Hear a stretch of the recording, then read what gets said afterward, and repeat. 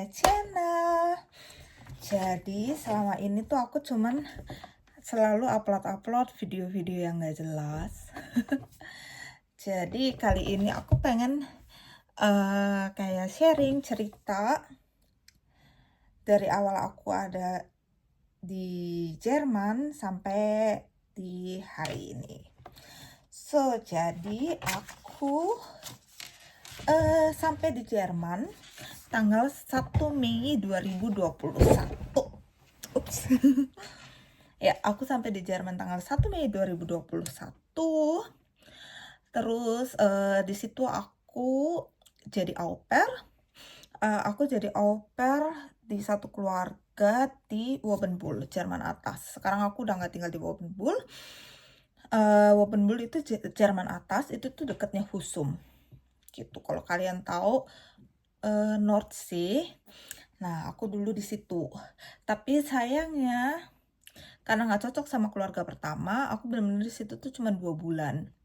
Mungkin aku pernah cerita apa enggak, aku lupa di video YouTube. Tapi aku benar-benar cuman 2 bulan di sana.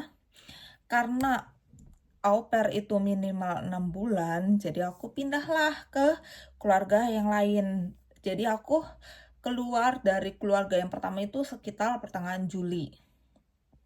Ya, itu tuh ya aku ada sedikit masalah sama ABH sana juga.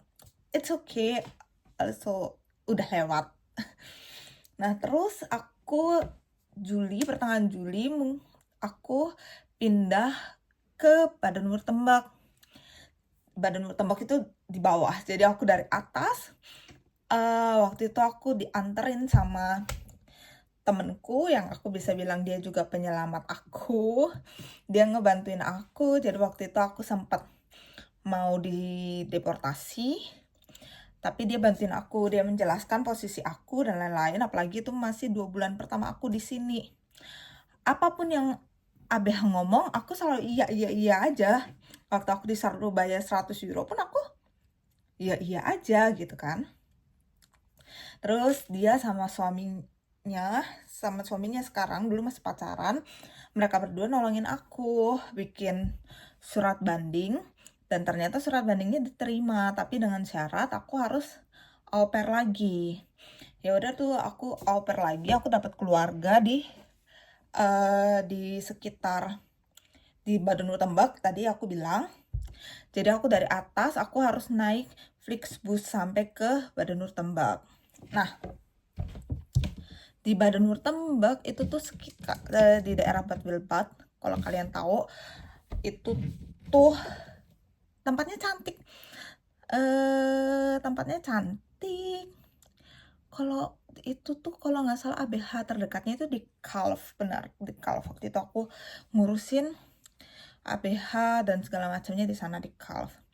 Tapi mungkin karena aku tipe orang yang nggak bisa tinggal sama sebuah keluarga, jadi aku juga cuman sampai kalau nggak salah sampai September aja di situ, bener sampai September.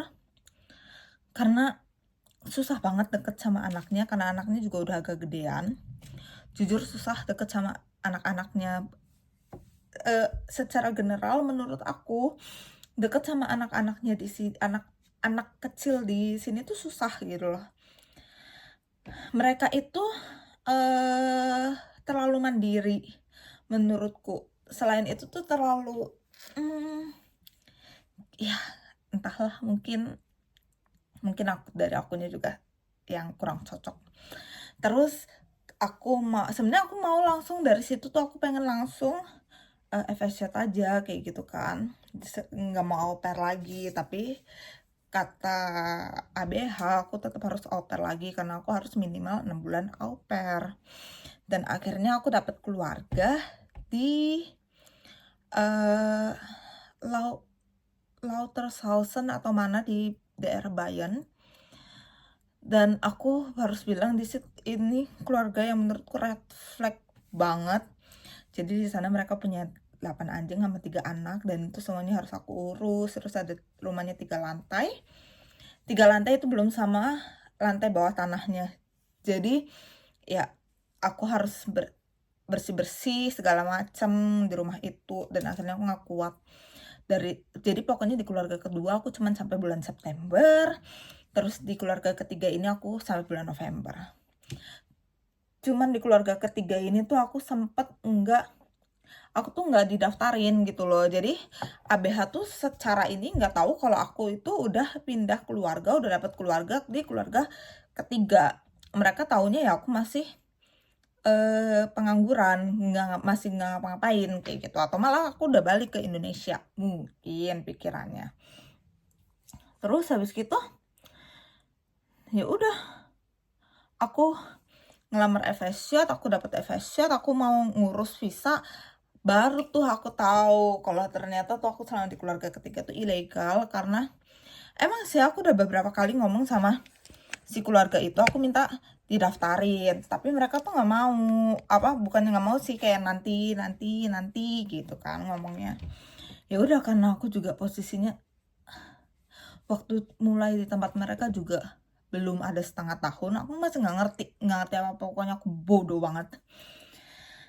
Nah terus habis gitu ya udah tuh, karena aku nggak ngerti apa-apa, bener-bener ya udah ngejalanin aja. Yang penting aku di situ pikirnya, yang penting aku udah dapet keluarga gitu loh, aku au pair lagi gitu kan. Terus karena aku ngerasa aku nggak kuat, kayak ya mereka sangat amat memperalat aku gitu lah ya. Jadi benar-benar bersih-bersih rumah, ngelondri baju satu keluarga, nyeka WC kayak gitu, bersihin kamar mandi, jaga 3 anak, masih harus ngurusin 8 anjing. Itu kayak rasanya banget. Dan itu tuh aku nggak punya kontrak. Ya pokoknya dulu aku masih yang naif banget lah, kayak cuman berpikir ya yang penting aku udah 6 bulan kayak gitu. Akhirnya aku diterima nih FSJ, aku ngurus dokumennya, ternyata aku di keluarga terakhir adalah ilegal. Ya udah dong, di situ aku ngomong nih sama ABH. Jadi itu aku selama masa itu tuh aku keluar dari keluarga ketiga aku karena aku ngerasa aku nggak kuat. Ini tuh sulit lah istilahnya bagi aku untuk ngurus 3 anak dan 8 anjing dan ngebersihin 3 rumah. Ya udah, akhirnya aku keluar kan dari situ. Aku dikasih tempat tinggal sama tempat FSJ aku. Makanya tuh aku bersyukur banget tempat FSJ aku. Jadi aku ngurus semua dokumennya dari November. Aku ngobrol sama ABH di tempat aku FSJ aku tuh di Schwarzwald, di daerah Baden-Württemberg di Schwarzwald. Jadi aku dari Bayern aku balik lagi ke Schwarzwald, Baden-Württemberg. Terus mereka ngomong lah, aku tetap harus ngedapetin Vertrag dari keluarga ketiga aku supaya apa ya, tugas aku terpenuhi. Maksudnya syarat minimal aku sebagai au pair tuh terpenuhi gitu kan. Terus ya udah, akhirnya aku coba untuk ngehubungin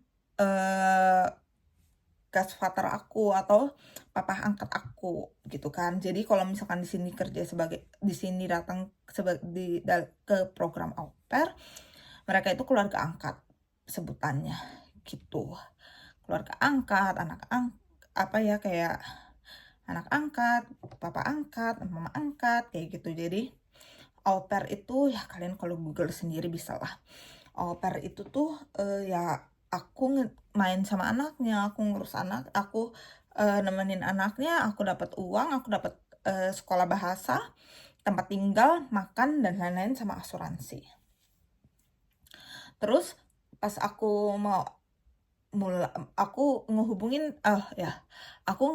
tuh papa angkat aku dari keluarga terakhir aku. Nah waktu aku ngehubungin nih si papa angkat aku, ternyata dia mau bantu. Karena sebenarnya di keluarga yang terakhir itu ya red flag itu lebih ke mamanya lebih suka memanfaatkan orang lain gitu. Karena au pair yang setelah aku pun benar-benar dimanfaatin habis-habisan sampai dia FS shot pun dia tetap dimanfaatin, dia nggak boleh keluar dari rumah itu. Jadi dia sepulang FS shot dia tetap harus ngejagain anak-anaknya gitu. Dia tetap harus ngurusin rumah, dia harus ya pokoknya gitulah. Nah udah dari situ sekitar 1 minggu akhirnya kontrak aku keluar, aku kasih ke ABH.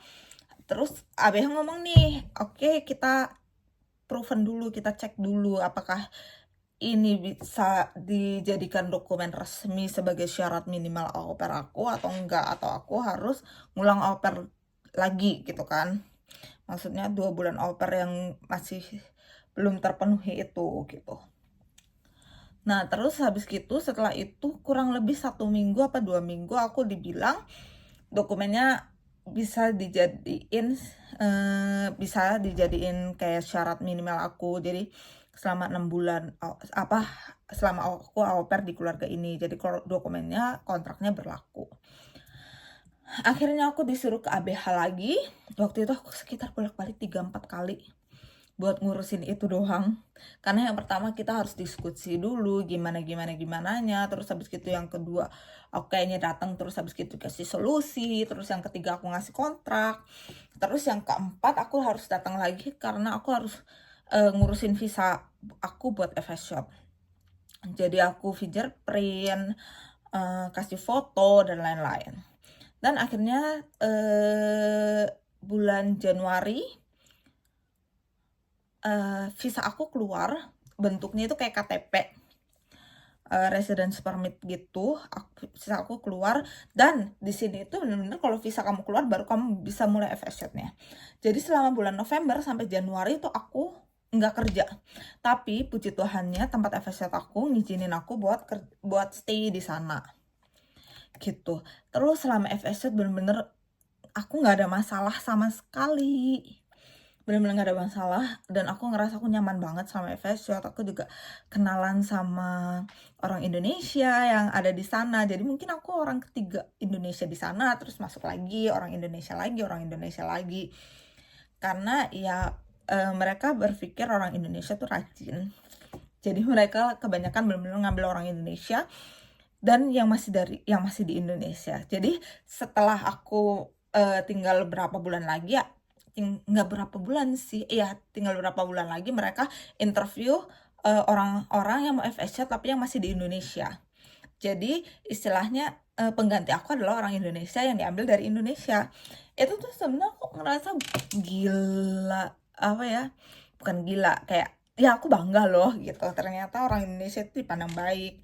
Mungkin emang aku jadi mikir, mungkin emang aku nggak cocok aja sama au pair, sama posisi au pair.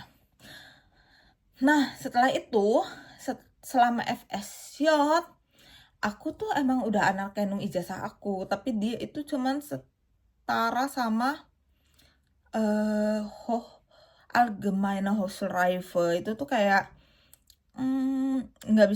nggak bisa dipakai buat langsung kerja. Jadi ya udah aku Ausbildung tuh.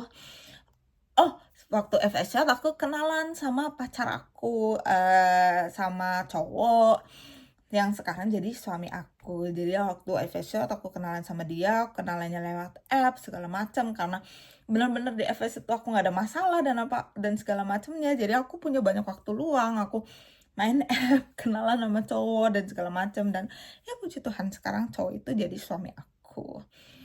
Nah waktu tahun itu tuh udah tahun 2022, berarti aku jadi FS Shot tuh sepanjang tahun 2022 dari Januari sampai Desember. Tapi di sela-sela itu tuh aku sempat lamar-lamar Ausbildung, terus aku diterima Ausbildung MFA, Medizinische Fachangestellte, atau orang-orang bilang asisten dokter. Karena aku berpikir aku kayaknya keren deh kalau aku jadi dokter. Jadi aku berpikir kayaknya keren aku jadi dokter. Jadi ya udah aku coba aja ngelamar, ternyata aku diterima. Tapi aku bilang sama tempat Ausbildung aku nih, aku nggak bisa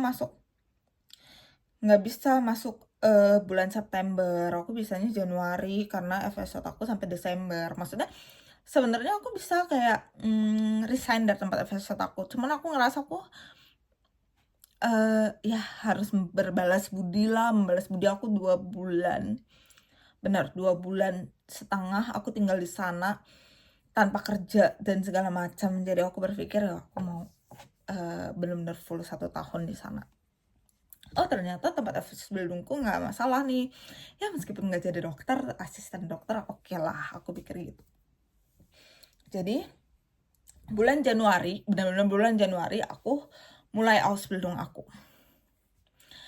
Dan aku baru dengar nih dari orang-orang kalau misalkan aku harus Anerkennung atau penyetaraan ijazah S1 aku di Bonn, di ZAB Bonn, supaya aku bisa langsung kerja. Jadi aku nggak perlu Ausbildung lagi segala macam. Dan ya udah aku awal-awalnya aku nggak begitu tertarik. Terus habis gitu aku ngerasa ternyata sebagai orang yang punya background accounting, mau mengubah alur ke kedokteran itu susahnya setengah mati. Susah banget, udah bahasanya susah, terus mereka juga Fachbegriff atau bahasa-bahasanya itu pakai bahasa Latin gitu loh, maksudnya bahasa-bahasa medisnya gitu. Nah itu tuh buat aku tuh susah banget, ternyata aku nggak bisa. Jadi aku mulai ngurusin Anerkennung, penyetaraan ijazah. Nah, selama penyetaraan ijazah, karena aku yakin kan syarat langsung kerja di sini adalah minimal kamu punya pengalaman kerja 2 tahun di bidang yang sama kamu kuliah gitu kan. Nah, aku punya pengalaman 2 tahun nih selama di bidang yang sama kuliah aku. Jadi waktu aku pertama kali masukin Anerkennung itu tuh benar-benar setelah 2-3 minggu aku mulai Ausbildung tuh emang udah berasa. Jadi kayak bener-bener ini setengah mati banget buat aku. Jadi aku udah langsung ngurus dokumennya. Nah selama dokumennya lagi diurus, karena aku udah yakin banget aku pasti bisa kok. Maksudnya ijazah aku pasti setara kok. Aku ngelamar lah kerja, dan ngelamar kerja itu juga ternyata susah itu gitu loh. Kayaknya aku butuh waktu sekitar 6 bulan. Dulu aku waktu FSC aku pernah nyoba ngelamar kerja sekitar 6 bulanan juga. Jadi aku mau langsung kerja pakai ijazahku yang aku setarain, tapi yang cuman Allgemeine Hochschulreife aja setaranya, yang nggak bisa dibuat kerja. Dan itu aku nggak keterima kerja. Terus aku ngelamar lagi. Terus pas Ausbildung ini, waktu ijazahku lagi proses penyetaraan, ternyata aku diterima sama satu perusahaan. Ini perusahaan pertama aku. Nah, aku diterima sama perusahaan itu. Terus habis gitu, tapi aku udah bilang nih, ijazah aku tuh lagi proses penyetaraan. Untuk ngajuin visa kerja ke ABH, aku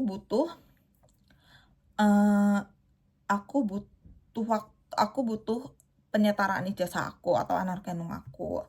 Terus perusahaan yang pertama aku ini, perusahaan itu tuh oke. Ya udah nggak apa-apa kayak gitu, nanti kamu kabarin aja kira-kira selesainya kapan. Ternyata butuh waktu cukup lama, 4 bulan aku nunggu penyetaraan ijazah aku. Jadi waktu aku diterima kerja mungkin sisanya tinggal. Jadi waktu itu aku ngelamar, sisanya itu tinggal 1 bulan. Berarti waktu aku ngajuin penyetaraan ijazah, aku nunggu sekitar 1-2 bulan. Ya nggak langsung enggak. Jadi malah bahkan sebelum aku masukin ijazah aku baru ngelamar. Iya deh kayaknya. Aku lupa inget karena itu tuh udah lama banget. Enggak banget sih, itu tahun 2023. Udah ternyata 4 bulan ijazahku tuh penyetaraanku nggak selesai. Aku email lah, kan di situ ada keterangannya tuh kalau misalkan kurang dari 3 bulan aku nggak boleh email, nggak boleh nanya proses dan segala macam. Setelah 3 bulan aku baru boleh tanya. Nah, karena waktu itu aku udah 4 bulan, jadi aku tanyalah, udah sampai mana proses penyetaraan aku, karena aku udah diterima kerja dan aku butuh penyetaraan aku. Terus dibales sama mereka hari ini nih, misalnya hari Selasa dibales, oh ya proses penyetaraan kamu masih dalam proses kayak gitu. Besoknya mereka bilang penyetaraan ijazah aku, dokumennya udah dikirim ke aku. Oke, terima kasih. Waktunya cuman sehari setelah aku tanya itu dokumen udah dikirim. Terus, terus habis gitu bulan Juni akhir aku resign. Ya berarti aku nyari kerja nggak ada 6 bulan. Nyari kerja yang kedua ini yang pas mulai Ausbildung. Kayaknya iya. Aku resign. Terus habis gitu bulan Juli aku resignnya. Benar. Bulan Juli aku resign. Ya. Tuh berarti aku enggak. Pas ijazahnya selesai, aku harus ngajuin dulu ke ABH. Baru deh dari ABH bulan Juli mereka baru ngasih tahu aku kalau aku boleh kerja. Karena syarat aku terpenuhi. Aku punya penyetaraan ijazah sama pengalaman kerja minimal 2 tahun. Ya, aku juga nyantumin itu. Sorry ya, aku bener-bener agak lupa-lupa inget aku tuh berapa lama, sejak kapan aku ngelamar kerja dan segala macam, bener-bener aku lupa. Tapi aku inget banget waktu aku kuliah pun aku pernah nyoba buat ngelamar kerja langsung. Ya aku mikirnya iseng-iseng berhadiah. 6 bulan lumayan lama juga kalau nggak salah. Terus ini juga sekitar 6 bulanan, pokoknya aku diterima itu kayaknya Mei apa Juni. Betul, jadi aku waktu interview 1 minggu kemudian aku dinyatakan diterima. Kayaknya ya 1 minggu kemudian, malah nggak ada 1 minggu, kayaknya cuma berapa hari doang dia bilang aku diterima. Tapi karena aku harus nunggu penyetaraan ijazah aku selesai, terus aku langsung masukin ke ABH. Aku udah bilang kalau aku butuh cepat karena aku tuh udah diterima sama perusahaan. Jadi akhir Juli ABH bilang oke, aku boleh kerja. Baru deh aku di situ resign per akhir Agustus. Jadi aku mulai deh kerja sebagai accounting di bulan September tahun 2023. Dan sebagai informasi di bulan Julinya aku dilamar. Terus bulan Septembernya aku mulai kerja. Aku kerja di Remshalden, kota Remshalden di Baden-Württemberg. Karena suami aku asalnya dari Baden-Württemberg. Di Filderstad dulu dia tinggalnya, tapi semenjak aku keterima di Remshalden, kita tinggal di daerah dekat-dekat situ, dekat-dekat sinilah, Remsmoor-Kreis namanya daerah sini, di daerah Remsmoor-Kreis. Nah, udah aku kerja di sana 2 tahun 4 bulan. Jadi aku kerja di sana sampai bulan April tahun ini, tahun 2026. Jadi dari September 2023 sampai April 2026. Kenapa? Karena waktu awal-awal aku kerja di sana itu aku kerjanya full time, penuh waktu atau 100%. Tapi karena mereka bener-bener kerjaannya sedikit, akhirnya kena Kurzarbeit atau pengurangan jam kerja. Jadi Teilzeit part time gitu. Part time dari 100%, jadi awalnya 50% aku dikuranginnya. Terus aku bilang setelah berapa bulan aku bilang berat kalau misalkan aku kerja cuma 50%. Oh, sebagai informasi, Desember 2023, jadi Juli 2023 aku dilamar, Desember 2023 aku nikah. Ya. Terus habis gitu, waktu nikah itu aku masih full time tuh, masih 100%. Terus habis gitu aku tiba-tiba diganti jadi 50% tuh mulai April apa Maret kalau nggak salah. Terus habis gitu mulai September tahun 2024 aku jadi 75%. Terus karena menurutku nggak bisa kalau misalkan cuman paruh waktu, karena aku juga ngapain gitu loh, maksudnya aku kerja paruh waktu nggak ngapa-ngapain juga di rumah, isinya cuma ngabisin duit doang. Jadi aku nyari-nyari kerja dari sebenarnya waktu aku udah dikasih ini nih, kamu bisa kerjanya 50% doang. Terus habis itu tuh aku udah mulai nyari-nyari kerja. Dan ternyata nyari kerja selanjutnya di sini itu susah banget. Jadi aku istilahnya aku udah nyari kerja dari 2024. Dari 2024 sampai akhirnya dia naikin aku jadi 75% dari 50% kerjanya. Oh, gaji itu menyesuaikan ya. Jadi kalau misalkan kamu kerja 50%, dari gaji 100% kamu dikali 50%, nah 50% itu yang kamu terima. Kalau 75% berarti kamu cuma dapat gaji sekitar 75%. Itu gaji yang diterima. Dan buat aku terlalu sedikit. Karena waktu awal-awal kerja aku benar-benar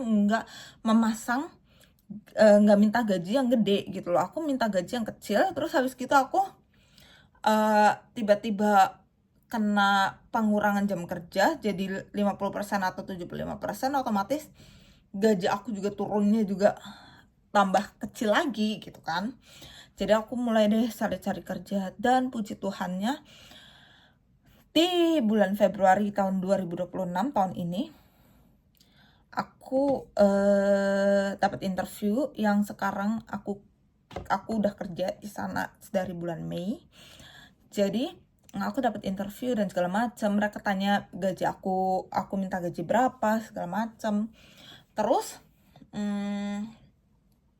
karena aku waktu di kantor pertama pengalaman aku minta gajinya kecil dan aku dapat pengurangan jam kerja. Jadi kali ini aku benar-benar kayak orang yang ya iseng-iseng berhadiah.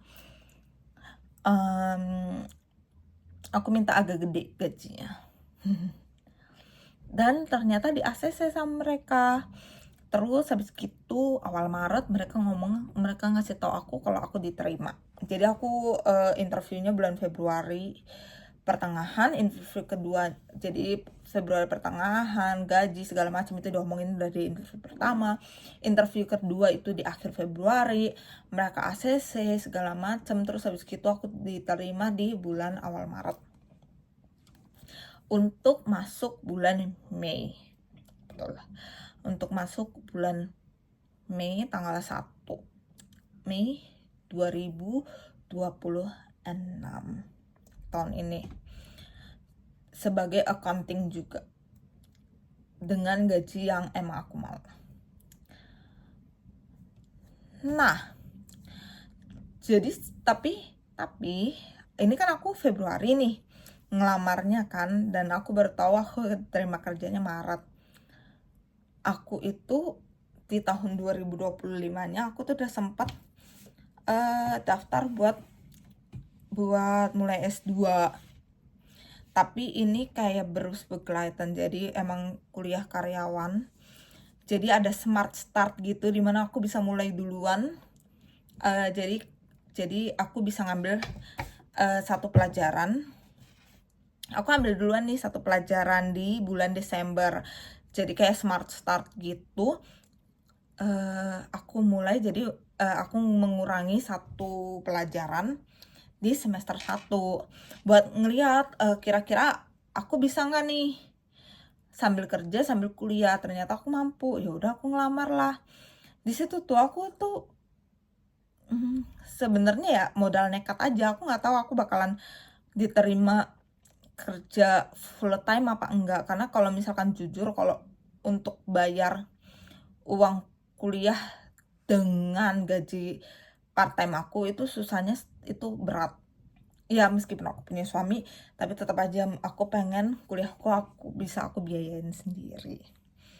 Gitu. Terus habis gitu mulai kuliahnya itu Maret. Nah, di bulan Maret itu juga, awal Maret itu juga aku diterima kan.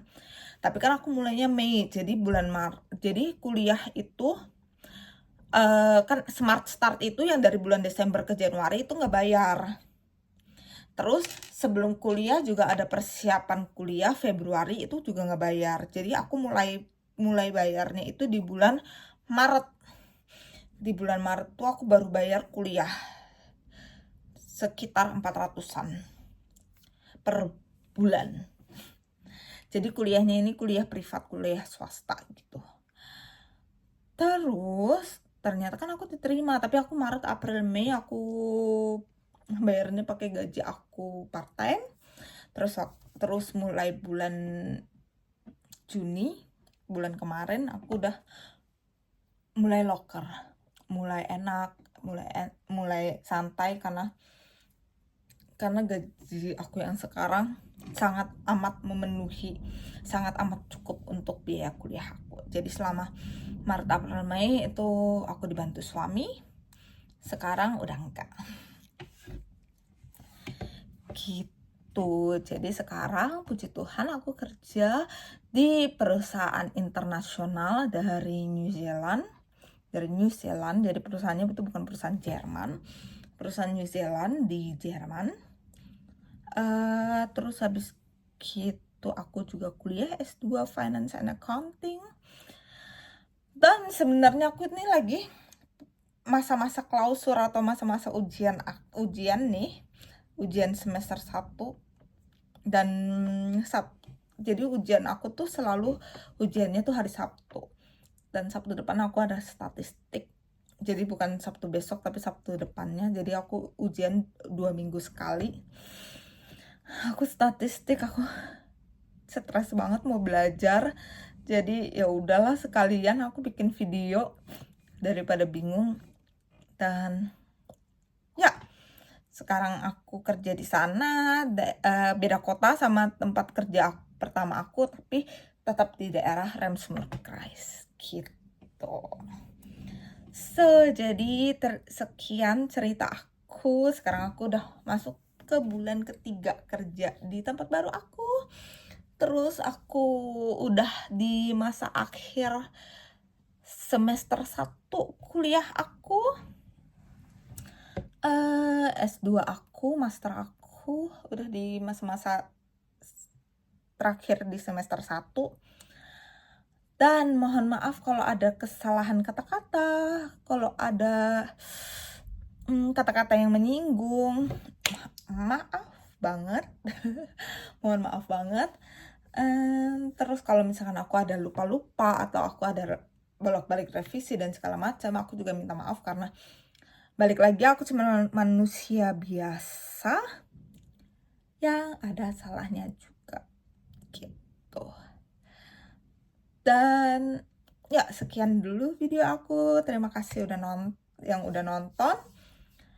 Dan nggak tahu aku bakalan upload video lagi kapan karena aku juga agak males. Terima kasih dan sampai ketemu lagi. Bye bye. Oh, kalau ada masukan bisa komen. Bye.